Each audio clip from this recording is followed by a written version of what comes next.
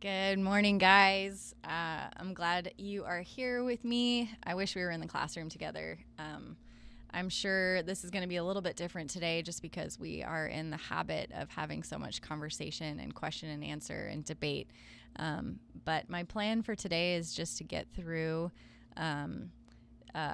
the two chapters. So the chapter we missed last week because we got involved in such a great conversation, and then we'll go through this week's chapter. And then we'll see where that leaves us. We may end a little bit early today. I don't know about you guys, but it's been a little bit of a week. So anybody else tired? Hands up. Yeah? Yes? Okay. So before we get started, I found this book I'm pretty excited about that I'm reading called Reflections on the Psalms. It's C.S. Lewis. And I wanted to read a little bit of the introduction to you guys because I know we're more than halfway through this class now. But the introduction to this book was really impactful for me because it sounds exactly like what I'm hoping is happening and will continue to happen through this class. So I'm going to read this to you guys, and hopefully it lands with you. And this is what he says about this book. This is not a work of scholarship. I am no Hebraist, no higher critic, no ancient historian, no archaeologist. I write for the unlearned about things in which I am unlearned myself. If an excuse is needed, and perhaps it is, for writing such a book, my excuse would be something like this. It often happens that two schoolboys can solve difficulties in their work for one another better than the master can. When you took the problem to a master, as we all remember, he was very likely to explain what you understood already, to add a great deal of information which you didn't want, and say nothing at all about the thing that was puzzling you. I have watched this from both sides of the net. For when, as a teacher myself, I have tried to answer questions brought me by pupils, I have sometimes, after a minute, seen that expression settle down on their faces, which assured me that they were suffering exactly the same frustration which I had suffered from my own teachers. The fellow pupil can help more than the master because he knows less. The difficulty we want him to explain is one he has recently met. The expert met it so long ago that he has forgotten. He sees the whole subject by now in such a different light that he cannot conceive what is really troubling the pupil. He sees a dozen other difficulties which ought to be troubling him but aren't. In this book, then, I write as one amateur to another, talking about difficulties I have met or lights I have gained when reading the Psalms, with the hope that this might at any rate interest and sometimes even help other inexpert readers. I am comparing notes, not presuming to instruct. So, can you guys take that as like my halfway midpoint introduction to why I wrote a book on the Beattitudes? It just felt like encouragement from the Lord for me that it's okay that I wanted to write something or felt permission to write something on a topic that I'm not an expert in, and you guys have seen that. And I do feel like in our class we've compared notes more than I've instructed. And that I think is beautiful. So I wanted to thank you guys for your participation, but also sort of encourage myself, I guess, a little bit that if C.S. Lewis feels that way, then maybe I can give myself permission to feel that way too. So we're fellow pupils, and we're examining some difficulties and some challenges and some new ideas in different ways together. So, all right. So I'm going to go back and talk through chapter 5, which is called Surrounded with Fruitfulness. And then we'll go on to chapter 6 and do that one as well. So this is the introduction to Surrounded with Fruitfulness. The fact is that very few of us in modern conditions of life know what it is to be really hungry or really thirsty. In the ancient world, it was very different. A working man in Palestine ate meat only once a week. And in Palestine, the working man and the day laborer were never far from the borderline of real hunger and actual starvation. It was still more so in the case of thirst. It was not possible for the vast majority of people to turn a tap and find the clear, cold water pouring into their house. A man might be on a journey, and in the midst of it, the hot wind which brought the sandstorm might begin to blow. There was nothing for him to do but to wrap his head in his burnous and turn his back to the wind and wait, while the swirling sand filled his nostrils and his throat until he was likely to suffocate, and until he was parched with an imperious thirst. In the conditions of modern Western life, there is no parallel at all to that. So then, the hunger which this beatitude describes is no genteel hunger which could be satisfied with a mid-morning snack. The thirst of which it speaks is no thirst which could be slaked with a cup of coffee or an iced drink. It is the hunger of the man who is starving for food, and the thirst of the man who will die unless he drinks. Zephaniah 2:3 says it this way: "Seek God, all you quietly disciplined people who live by God's justice. Seek God's right ways. Seek a quiet and disciplined life. Perhaps you'll be hidden on the day of God's anger." So in reading through, I'm about halfway through this book, C.S. Lewis, thinking through the Psalms, and you guys will hear some of it from Aaron as well in The Heart of David. But we were just reading it together, and C.S. Lewis is talking about how in the Jewish culture, which the psalmist is, a part of, there wasn't really a lot of focus or attention or even thought to the afterlife. That the Jewish Hebraic religious culture really didn't encourage people to think about what happened after life. And he goes into this whole argument about how, some of the language in the Psalms points to people talking about the afterlife, but it's because we're translating it from a Christian perspective where we know that God has heaven for us and that Jesus paid the price for us to go there. But his main point that he makes is that maybe it's God's kindness that he, in the process of introducing himself to us as human beings, that he didn't start by saying, there is an eternal afterlife and you get to come be a part of it with me, because he really wanted himself to be the first thing. What I think he means by that is that if God had said and started with this whole concept of live with me forever in heaven, then that might have become our focus primarily. And that what God was after was a people who sought his face for the sake of his face, who sought his presence for the sake of his presence. It reminds me of a teaching I heard on the Dark Night of the Soul, where John Mark Comer's talking about this phase that some people experience, and I may have said this in class already, but where you get to a certain stage of your apprenticeship to Jesus, and in order to mature you and give you an opportunity to grow, God will remove the feeling, the experience of his hand, his presence. He'll never actually remove his hand or his presence, but he will remove the experience of himself. And that's an important distinction, because what the argument is that gives the believer, the disciple, a chance to grow out of the worship of how we feel when we're in God's presence and into the true worship of God. Does that make sense? You guys can't affirm that it makes sense, but I'm probably going to say that a lot. So, all of that to say, there is something about hungering and thirsting for God that is sort of embroiled in all of this for me, that when Jesus in this beatitude says, blessed are those who hunger and thirst for righteousness, for God's righteousness, that he's pointing to this idea. He's not getting at that we're hungering and thirsting for eternal life for ourselves, right? To secure our own salvation, that there's something about Yahweh for the sake of Yahweh in this. So let's read the 5 different translations. of this beatitude. In the Message translation, it says, "You're blessed when you've worked up a good appetite for God. He's food and drink in the best meal you'll ever eat."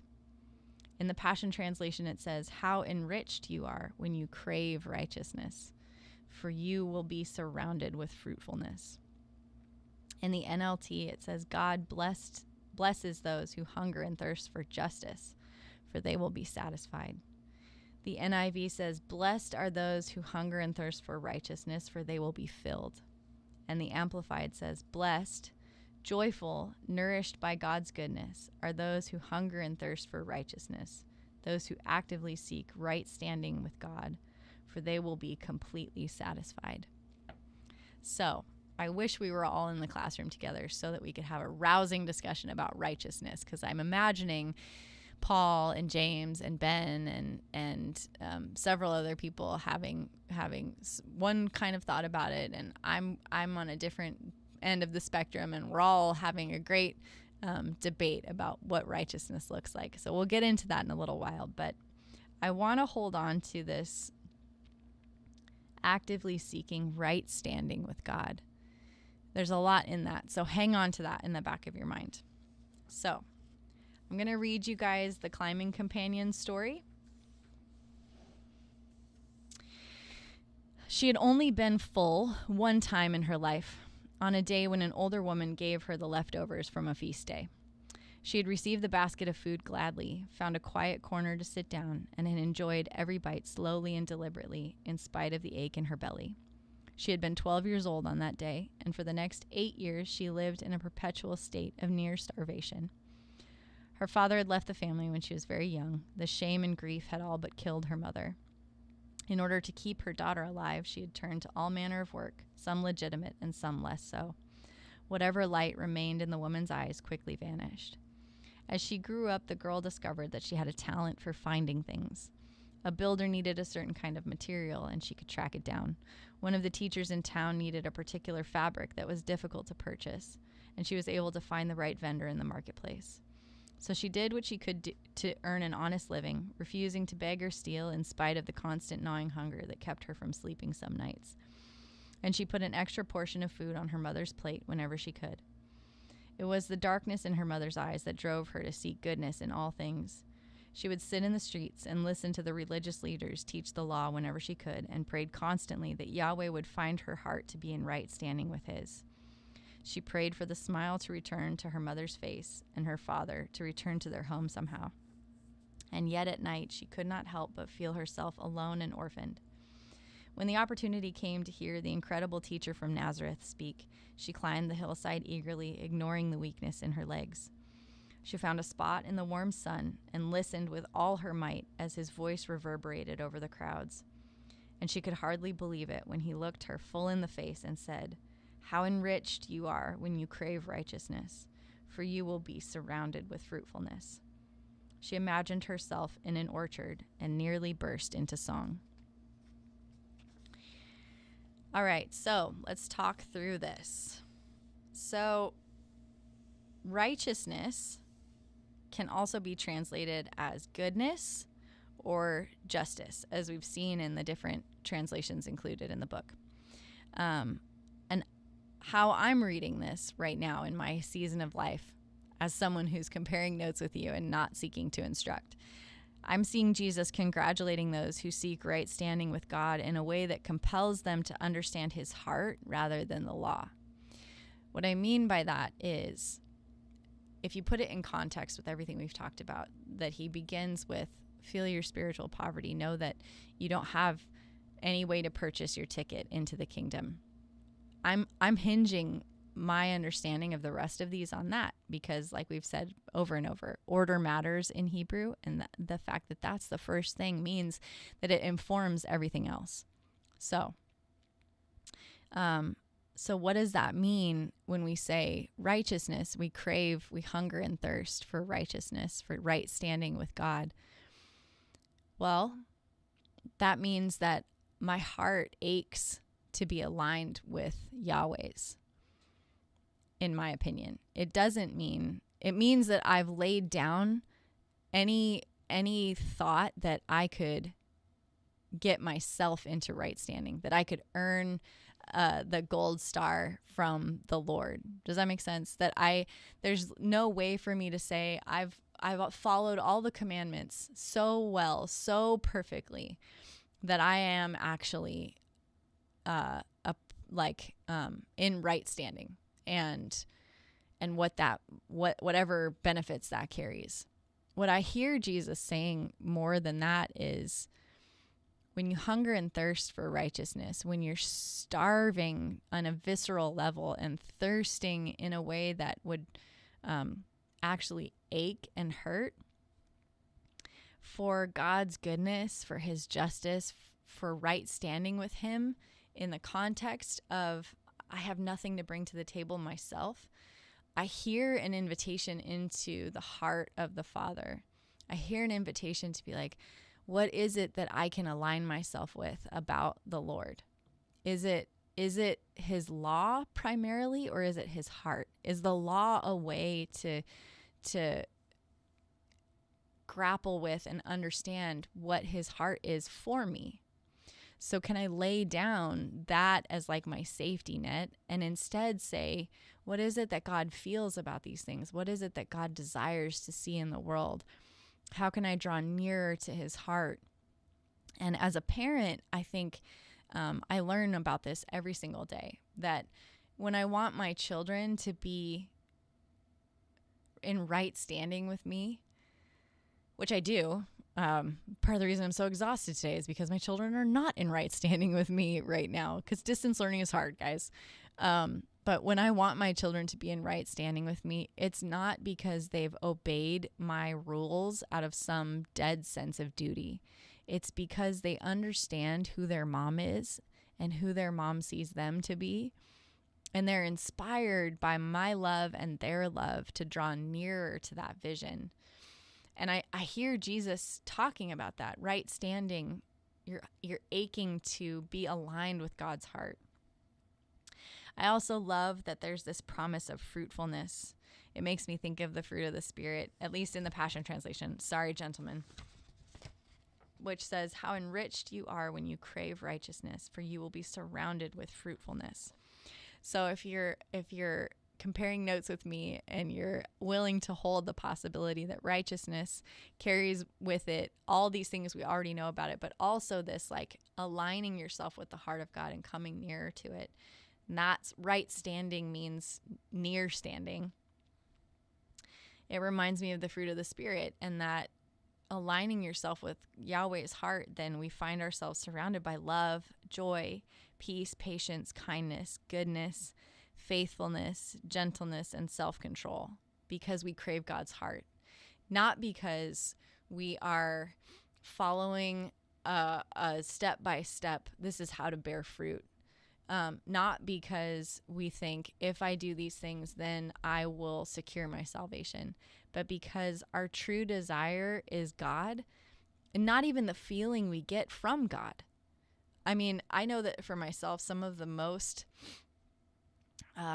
difficult times of worship have been the nights or the days when I haven't felt anything, when I feel like I've gone to the Lord in a moment of weakness or trial, and I haven't felt that sense of like what happens at a Seek night, right? When you just get like all hyped up. And yet what I end up hearing from him is that those are the times when I'm closest to really worshiping him, because it's devoid of this like, oh, I get filled with emotion, and it really is a pouring out at his feet.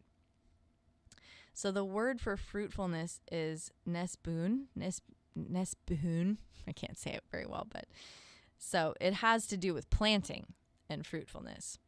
So I'm thinking, okay, planting. You're surrounded by fruitfulness and planting, which means I'm actually creating structures and orchards for future generations. Like the fruit is so lasting, it's multi-generational. Does that make sense? When I crave God's heart and I align myself with what he thinks and feels and desires and who he is, his character, and then the law becomes like a secondary piece of that experience. I'm not saying do away with the law at all. Jesus didn't. I'm not saying that either. I'm just saying we're seeking God's presence and connection to his heart more than anything. Then we're actually pouring out seeds and planting things. At least that's part of what I hear in some of these translations. There's a promise of satisfaction attached to this congratulatory blessing, and I think that might be connecting us to the satisfaction promised in Psalm 23. So here's what that says. The Lord is my best friend and shepherd. I always have more than enough. He offers a resting place for me in his luxurious love. His tracks take me to an oasis of peace, the quiet brook of bliss. That's where he restores and revives my life. He opens before me pathways to God's pleasure and leads me along in his footsteps of righteousness so that I can bring honor to his name. You become my delicious feast even when my enemies dare to fight. You anoint me with the fragrance of your Holy Spirit. You give me all I can drink of you until my heart overflows. So I hear it an almost prophetic answer to this beatitude. When you hunger and thirst for God, he becomes our delicious feast. Even when there's turmoil and those around us dare to be in chaos and discord, he anoints us with the fragrance of the Holy Spirit and gives us all we can drink of him until our heart overflows. So do you see the promise of satisfaction that's connected in these two things? That we are hungering and thirsting in a real visceral, almost starvation kind of way for the presence and the heart posture of God. We want to align ourselves with that. And when we do that, he becomes a feast and an overflowing drink. So there's just this beautiful language of the way that God fulfills this desire in our hearts. So I have some questions for you guys. And the first is, what does it mean to be in right standing with God? So if we're going to say that that's part of the definition of righteousness, right standing with God, what does that mean? What does it entail? Does it look like a checklist, right? Like, okay, I haven't murdered anybody. I've honored my parents. I haven't committed adultery. I didn't envy or covet my neighbor's donkey. I'm doing really well. I am in right standing with God.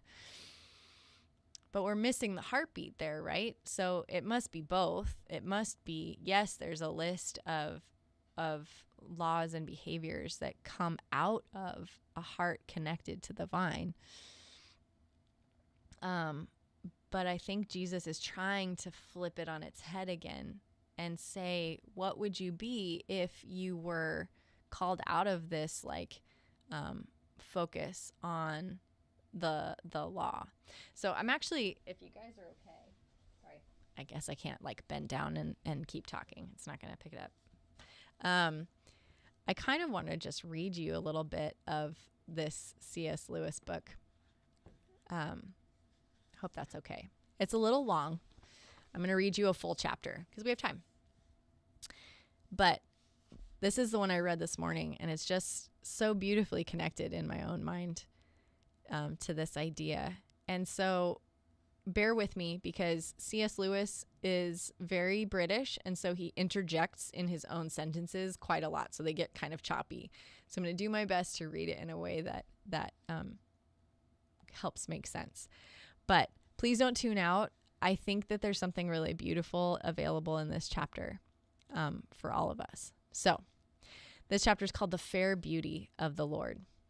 So he spent all these first 4 chapters talking about all the hard things in the Psalms, like death and cursing and judgment, and they're all really beautiful chapters. If you are interested, I would happily lend you this book. But so he starts this chapter and says, "Now let us stint all this and speak of mirth. So far, I couldn't help it. This book has been what the old woman in Scott described as a called clatter o' morality. At last we can turn to better things.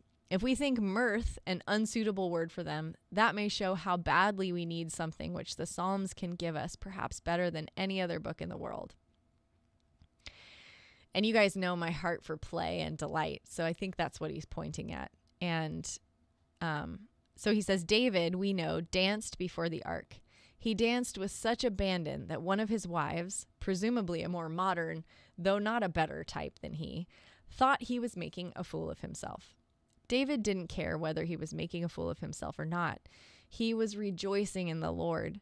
This helps to remind us at the outset that Judaism, though it is the worship of the one true and eternal God, is an ancient religion. That means that its externals and many of its attitudes were much more like those of paganism than they were like all of that stuffiness, all of that regimen of tiptoe tread and lowered voice, which the word religion suggests to so many people now. In one way, of course, this puts a barrier between it and us. We should not have enjoyed the ancient rituals. Every temple in the world, the elegant Parthenon at Athens and the Holy Temple at Jerusalem, was a sacred slaughterhouse. Even the Jews seem to shrink from a return to this. They have not rebuilt the temple, nor revived the sacrifices. But even that has two sides. If temples smelled of blood, they also smelled of roast meat. They struck a festive and homely note as well as a sacred. When I read the Bible as a boy, I got the idea that the Temple of Jerusalem was related to the local synagogues, very much as a great cathedral is related to the parish churches in a Christian country. In reality, there is no such parallel. What happened in the synagogues was quite unlike what happened in the temple. The synagogues were meeting houses where the law was read and where an address might be given, often by some distinguished visitor. The temple was a place of sacrifice, the place where the essential worship of Yahweh was enacted. Every parish church is the descendant of both. By its sermons and lessons, it shows its ancestry in the synagogue. But because the Eucharist is celebrated and all other sacraments administered in it, it is like the temple. It is a place where the adoration of the deity can be fully enacted. Judaism without the temple was mutilated, deprived of its central operation. Any church, barn, sick room, or field can become the Christian's temple. The most valuable thing the Psalms do for me is to express that same delight in God which made David dance. I am not saying that this is so pure or so profound a thing as the love of God reached by the greatest Christian saints and mystics. But I am not comparing it with that. I am comparing it with the merely dutiful church-going and laborious saying our prayers to which most of us are, thank God not always, but often, reduced. Against that, it stands out as something astonishingly robust, virile, and spontaneous, something we may regard with an innocent envy and may hope to be infected by as we read. So I think what he's saying is that there's a wildness about ancient Judaism that we are not really connected to anymore, that it's something astonishingly robust, virile, and spontaneous. For the reason I have given, this delight is very much centered on the temple. The simpler poets do not, in fact, distinguish between the love of God in what we might call a spiritual sense and their enjoyment of the festivals in the temple. We must not misunderstand this. The Jews were not, like the Greeks, an analytical and logical people. Indeed, except the Greeks, no ancient peoples were. The sort of distinction which we can easily make between those who are really worshiping God in church and those who enjoy a beautiful service for musical, antiquarian, or merely sentimental reasons would have been impossible to them. We get nearest to their state of mind if we think of a pious modern farm laborer at church on Christmas Day or at the harvest Thanksgiving. I mean, of course, one who really believes, who is a regular communicant, not one who goes only on these occasions and is thus a pagan, practicing pagan piety, making his bow to the unknown and at other times forgotten on the great annual festivals. The man I picture is a real Christian, but you would do him wrong by asking him to separate out at such moments some exclusively religious element in his mind from all the rest. From his hearty social pleasure in a corporate act, his enjoyment of the hymns and the crowd, his memory of other such services since childhood, his well-earned anticipation of rest after harvest or Christmas dinner after church. They are all one in his mind. This would have been even truer of any ancient man, especially of an ancient Jew. He was a peasant, very close to the soil. He had never heard of music or festivity or agriculture as things separate from religion, nor of religion as something separate from them. Life was one. This, of course, laid him open to spiritual dangers which more sophisticated people can avoid. It also gave him privileges which they lack. Thus, when the psalmists speak of seeing the Lord or long to see him, most of them mean something that happened to them in the temple. The fatal way of putting this would be to say they only mean they have seen the festival. It would be better to say, if we had been there, we should have only seen the festival. Thus, in 68, it is well seen, O God, how thou goest. In the sanctuary, the singers go before, the minstrels follow after. In the midst are the damsels playing the timbrels. It is almost as if the poet said, look, here he comes. If I had been there, I should have seen the musicians and the girls with the tambourines. In addition, as other things, I might or might not have felt the presence of God. The ancient worshiper would have been aware of no such dualism. Similarly, if a modern man wished to dwell in the house of the Lord all the days of his life, to behold the fair beauty of the Lord, he would mean, I suppose, that he hoped to receive frequent moments of spiritual vision and the sensible love of God. But I suspect that the poet of the psalm drew no distinction between beholding the fair beauty of the Lord and the acts of worship themselves. When the mind becomes more capable of abstractions and analysis, this old unity breaks up, and no sooner is it possible to distinguish the right from the vision of God than there is a danger of the right becoming a substitute for and a rival to God himself. So this is what this has all been building up to, and I really want to focus on. When the mind becomes more capable of abstraction and analysis, this old unity breaks up. And no sooner is it possible to distinguish the right from the vision of God than there is a danger of the right becoming a substitute for and a rival to God himself. I think we can see this in the law sometimes. Once it can be thought of separately, it will, and it may then take on a rebellious, cancerous life of its own. There is a stage in a child's life at which it cannot separate the religious from the merely festal character of Christmas or Easter. I have been told of a very small and very devout boy who was heard murmuring to himself on Easter morning a poem of his own composition which began, "Chocolate eggs and Jesus risen." This seems to me, for his age, both admirable poetry and admirable piety. But of course the time will soon come when such a child can no longer effortlessly and spontaneously enjoy that unity. He will become able to distinguish the spiritual from the ritual and festal aspect of Easter. Chocolate eggs will no longer be sacramental. And once he has distinguished, he must put one or the other first. If he puts the spiritual first, he can still taste something of Easter in the chocolate eggs. If he puts the eggs first, they will soon be no more than any other sweetmeat. They have taken on an independent and therefore a soon withering life. So think about that in terms of righteousness and God's heart. So if we look at righteousness and right standing with God and the law as there's a unity to that, we were probably able to do that for a while. But because we can think of things abstractly and analyze them more, we see that there is separation in some ways. And so what happens then is we have to put one before the other. We just have to. Which one is in the hierarchy? Or at least this is what C.S. Lewis is saying. Chocolate eggs and Jesus risen, right?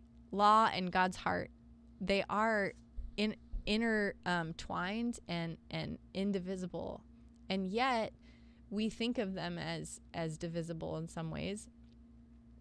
So I would say that the law is like chocolate eggs, Jesus risen is God's heart.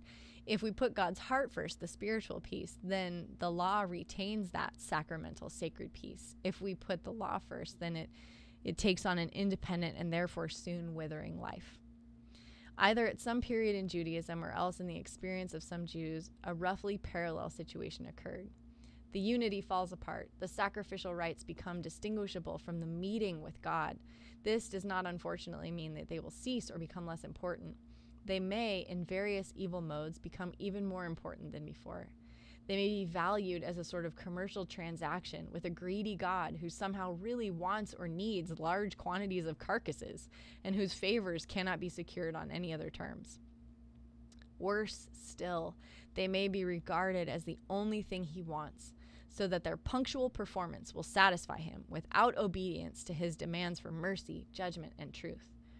To the priests themselves, the whole system will seem very important simply because it is both their art and their livelihood. All their pedantry, all their pride, all their economic position is bound up with it. They will elaborate their art more and more. And of course, the corrective to these views of sacrifice can be found within Judaism itself. The prophets continually fulminate against it. Even the Psalter, though largely a temple collection, can do so. As in Psalm 50, where God tells his people that all this temple worship, considered in itself, is not the real point at all, and particularly ridicules the genuinely pagan notion that he really needs to be fed with roast meat. If I were hungry, do you think I would apply to you? It's Psalm 50:12. I have sometimes fancied he might similarly ask a certain type of modern clergyman, if I wanted more music, if I were conducting research into the more recondite details of the history of the Western Rite, do you really think you are the source I would rely on?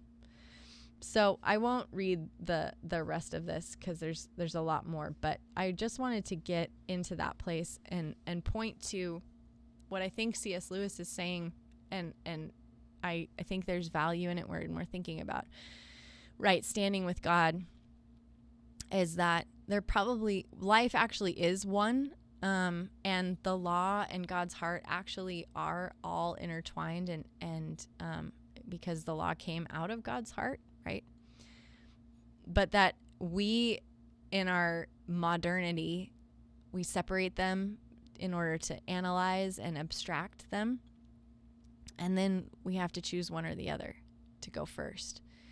I do think if we choose God's heart first, it allows for the sacramental joy to remain on the law. But if we put the law first over the heart that created it, then we do miss something. But you can email me later if you disagree. Okay, second question. What do you see in the word picture of being surrounded by fruitfulness?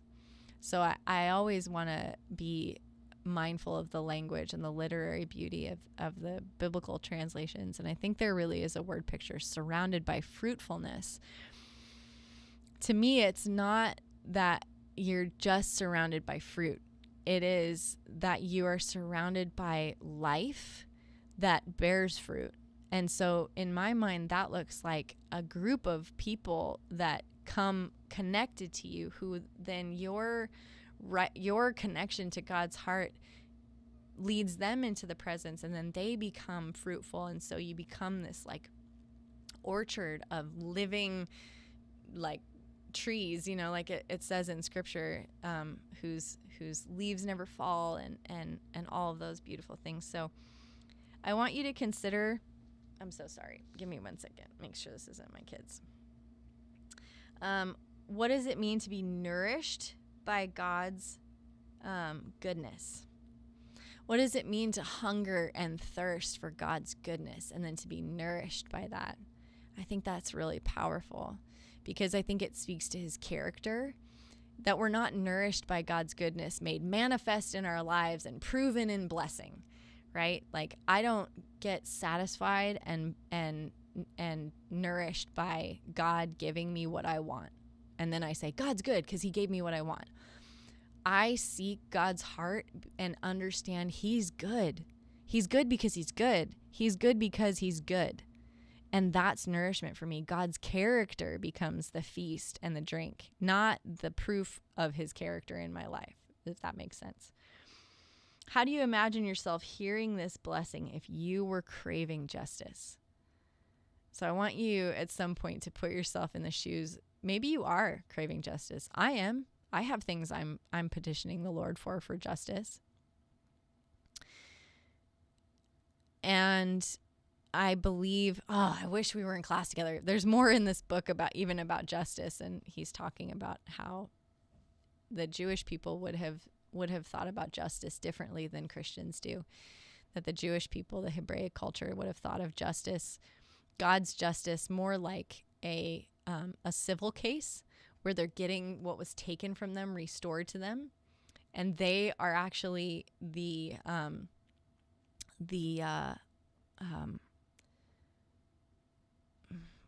what's the word? Not the defendant, but the person who's actually like coming and making a case to get things restored to them. I can't think of the word right now. Forgive me. Whereas Christians tend to think of God, we think God's justice we think of it more as like a criminal case where we're on trial, which I thought was really interesting. So the point C.S. Lewis makes is that God becomes a champion. The word connection there is that a lawyer or someone who actually tried cases the word is connected to champion. So and got things restored to people. So of course the ancient Jews were celebrating and petitioning God for his justice, because it meant we get to get everything restored to us. There was this assumption that they would win something back, not that they would go on trial, which I thought was really interesting and challenging to think about what we might be missing in our Christian conception. Not that we're wrong, but there's a beautiful flavor to add that the trial looks more like we get to take a case before the Lord rather than we're on trial for our character. Anyway, I'm going to get myself into trouble there. James, are you rolling are you like rolling on the floor furious right now? I'm sorry. All right. So, but how do you imagine yourself hearing that blessing if you were craving justice, right? If you were craving the restoration of something to you and that was what you thought God was bringing, you thought Yahweh will come and he will bring justice and what I have lost will be restored to me. And Jesus says, blessed are you when you crave God's heart, right standing with God's heart, for you will be surrounded with fruitfulness. You will be filled. So my last two questions are, how can we find Yahweh's heart in this welcoming statement when he says Makarios, welcome to the kingdom, congratulations, blessed, you're blessed. You already are. I was thinking more about our conversation about Makarios last week, and I thought, isn't it a beautiful way to say it is finished? Congratulations is a beautiful way to say the work is done. So I think that is what I mean when I really lean heavily on the congratulatory part of it, that maybe that's Jesus's message all the time. The work is finished. It's done. Congratulations. You're in. What does this beatitude tell us about the kingdom of heaven? Okay, for the sake of time, I'm going to give you guys a 5-minute break, and then we'll do chapter 6, and then we'll be done. All right, we'll be back in 5 minutes.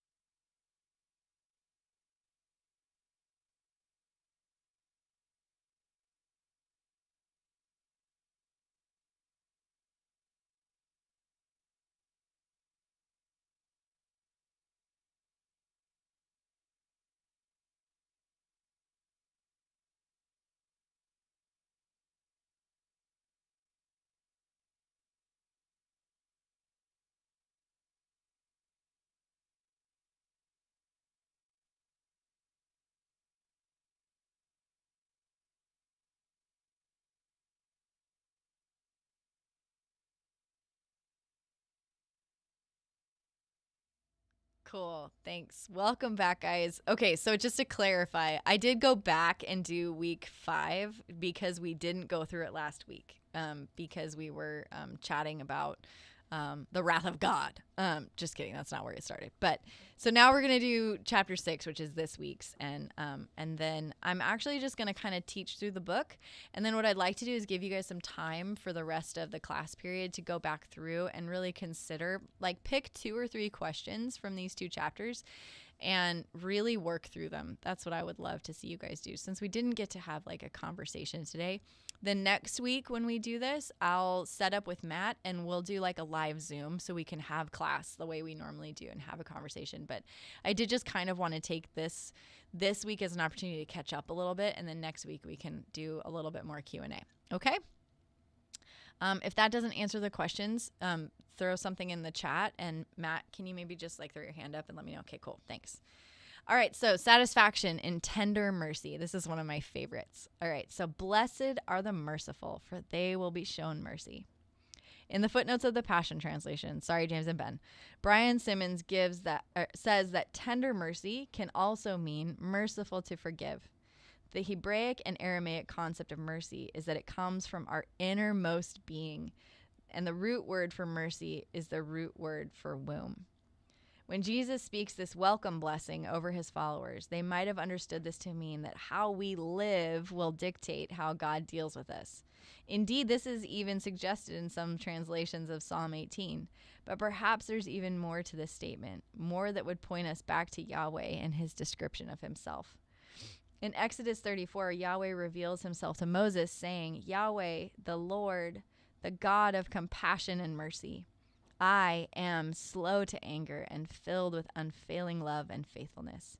I lavish unfailing love to 1,000 generations. We discover Yahweh through the fatherly compassion and the motherly mercy in his revelation statement. And it's possible that Jesus is reminding us that when we extend a merciful hand, we experience Yahweh's character as it passes through us and envelops the other through the vessel of our choice. Okay, so here are the translations. You guys ready? You're blessed when you care. At the moment of being careful, you find yourselves cared for. That's the message. The Passion Translation says, how satisfied you are when you demonstrate tender mercy, for tender mercy will be demonstrated to you. And the NLT says, God blesses those who are merciful, for they will be shown mercy. The NIV says, blessed are the merciful, for they will be shown mercy. And then the Amplified says, blessed, content, sheltered by God's promises are the merciful, for they will receive mercy. So I think the main piece I'm kind of grappling with myself and is the promise really that if I behave a certain way, then God will deal with me that way. Like my mercy earns God's mercy. I don't really think that's what Jesus is pointing at here. I'm trying to get myself more to a place where I think they will be shown mercy means I will literally experience God's merciful heart when I embody it myself. When I show mercy, when I live in and express tender mercy, the motherly womb carrying of someone else, then I get to know a part of God that maybe other people don't.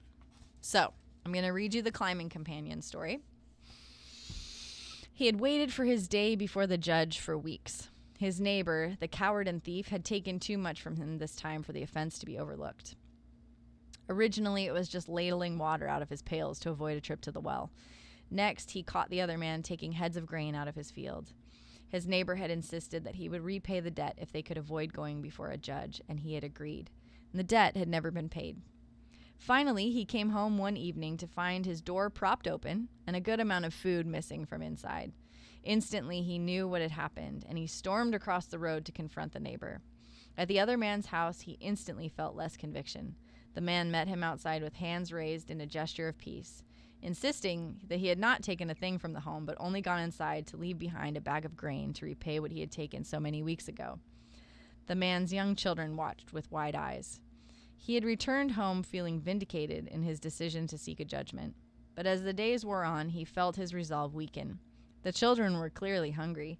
He had enough to spare a few items, if only the neighbor would ask instead of stealing and then denying his actions. It felt like an affront to his generosity that the other man would not trust him with a request for help.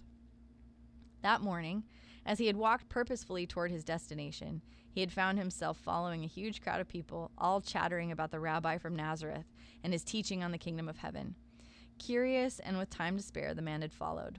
Once everyone had found a seat on the hillside, the rabbi also sat and began to speak a message that challenged every belief in his heart. And then he found himself gazing directly into the young rabbi's face as he said, "How satisfied you are when you demonstrate tender mercy, for tender mercy will be demonstrated to you."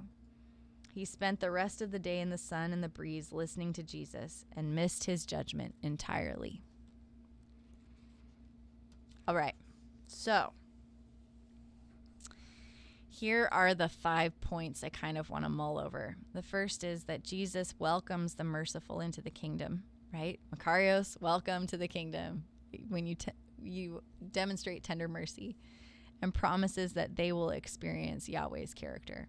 That's the main piece I'm taking away from this. Not that it's the only thing. I want to keep coming back to that over and over again. I'm not teaching this as instruction, saying this is what this beatitude means. I'm just saying this might be a place where we can deepen what God's saying to us relationally. So I think that there's something of that we get to demonstrate tender mercy, and then we get it shown to us. We literally get to be the vessel that allow ourselves to experience Yahweh's character. Does that make sense? When I say, okay, I'm going to extend my hand the way Jesus did, Yahweh in the flesh. I'm going to extend my hand in tender mercy, in womb caring, in motherly kindness, and I'm going to be merciful. And then I get to experience God in myself. Does that make sense? Okay.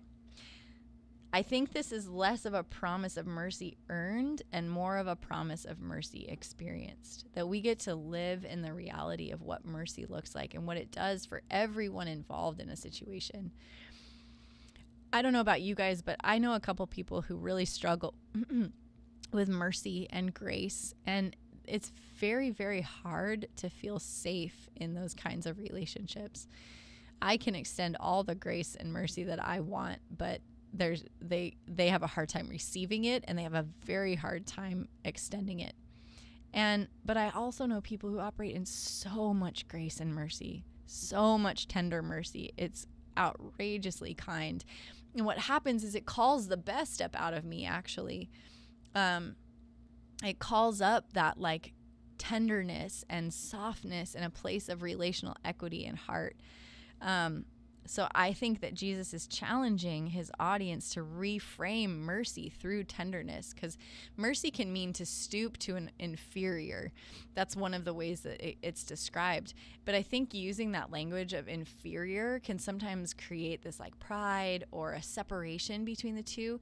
So tacking on or including tenderness then reminds us that the root word, right, mercy and womb, is really a relational word. Mercy is about relationship. It's not about I am here and you are here and there's no like relational context. This is just an act of forgiveness. It's like, no, I'm drawing into a character piece of Yahweh's and I'm carrying it in myself. And so I'm entering into the kingdom and I'm becoming like my God. The merciful are sheltered by God's promises. They are shielded by by Yahweh's character. This sounds like a future hope, but it's also a present blessing. In the moment we extend mercy, we experience the kingdom. So most of the Beatitudes, like we've talked about, carry a future blessing. You will be shown mercy, right? Mercy will be demonstrated to you, but I think it's both. You will experience Yahweh's mercy, but you are also currently experiencing Yahweh's mercy in your own actions. What an incredible truth and reality, right? Like now I just want to go be merciful all the time and be like, Yahweh's here, Yahweh's here. I like it. Okay, so this is a quote from John Mark Comer's book, God Has a Name. When God describes himself, he doesn't start with how powerful he is or how he knows everything there is to know, or how he's been around since before time and space, and there's no one else like him in the universe. That's all true, but apparently, to God, it's not the most important thing. When God describes himself, he starts with his name. Then he talks about what we call character. He's compassionate and gracious, merciful. He's slow to anger. He's abounding in love and faithfulness, and on down the list. So doesn't it make sense that Yahweh in the flesh, in Jesus, would focus on this character piece, right? Compassion and grace, or compassion and mercy. So here are your questions to consider today. How can you take shelter in Yahweh's character? You can read Exodus 34 verses 4 through 7 and write out all those character pieces. I would encourage you, obviously, I'm going to encourage you to read it in several different translations. Unfortunately, there's no Passion Translation of Exodus yet, so I'm sorry about that. But I would encourage you, if this is the one you want to tackle, read through Exodus 34 verses 4 through 7 in multiple translations. Write out the character traits, and then ask yourself, how do I take shelter? How can this become a structure around me where I can live and be kept safe and secure? Is this a promise of reward for good behavior? If you extend mercy, mercy will be extended to you. Is God promising an exchange? I don't know. Let's see what you guys think. Why does Jesus include the word tender to describe mercy? So I gave you a thought of mine, but I would challenge you to think about it yourself. What does it mean to have mercy demonstrated to you? How often do you get caught up in keeping record of your own forgiveness? Is this reflective of Jesus' heart? What I mean by that is, how often do you think, I've forgiven that over and over again? Or I've been forgiven this so many times. How could I possibly ask for forgiveness again? How many times do we get caught up in the task of keeping records? Either of how many times we've forgiven, how many times we've been forgiven, both. So think through that. And is it reflective of Jesus' heart? And then finally, why is mercy connected to the womb? All you men are like, oh, but I think it's a valuable question to ask. Why is mercy connected to the womb? Okay. So because I am fighting some allergies and my throat is bothering me, we're going to wrap up for today.